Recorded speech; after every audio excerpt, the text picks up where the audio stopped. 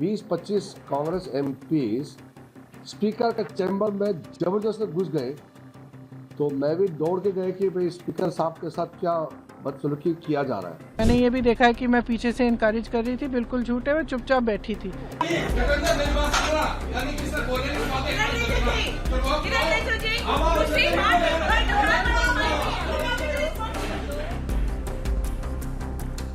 BJP और NDA का MPs को हम भी अगर खुला छूट दे देंगे तो वहाँ महाभारत नहीं हो जाते, तो कितना खराब लगता है कि नहीं। तो हम लोग तो ये सब नहीं चाहते ना। 20-25 कांग्रेस एमपीज स्पीकर के चैम्बर में जबरदस्त घुस गए, तो मैं भी दौड़ के गए कि भाई स्पीकर साहब के साथ क्या बदसलूकी किया जा रहा है। तो वहाँ इतना गाली गलौज किया गया। प्रियंका जी और वेणुगोपाल जी भी वही थे, उन्हीं के सामने में गाली किया है।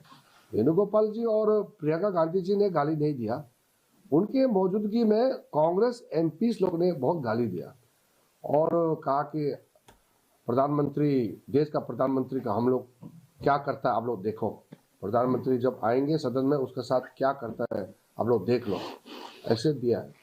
ऐसे बात करने का बाद वो रिकॉर्ड भी हुआ है उसका जो घटना है। हम तो इसको कहना नहीं चाहते थे, लेकिन अब कांग्रेस बार बार झूठ बात बोल रहे हैं तो हम लोग इसलिए बताया कि हम लोग ने कितना संयम के साथ काम किया है।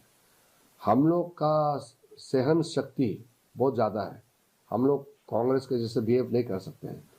इसलिए मुझे तो बहुत बड़ा उम्मीद नहीं, राहुल गांधी जी सुधरेंगे, कुछ अच्छा बात करेंगे, ऐसा बहुत ज़्यादा उम्मीद तो अभी नहीं है।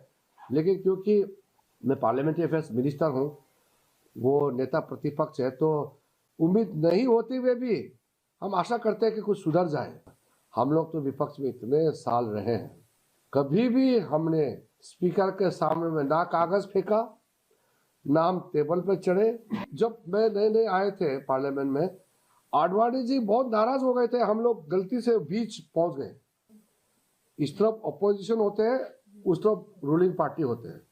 हमारे लोग, हम अजमल कस्सब को फांसी देना चाहिए नारा लगा लगा कि जब नीचे वेल पे पहुंचे, थोड़ा सा आगे गया, आडवाणी जी इतना नाराज हो गया हमारे ऊपर में, कहा कि हमारे लोग वहां मत जाओ, ये उनका जगह है, हम प्रोटेस्ट करेंगे अपने जगह में बैठ करके, बिल्कुल वहां नहीं जाना। इतना डांट लगाया।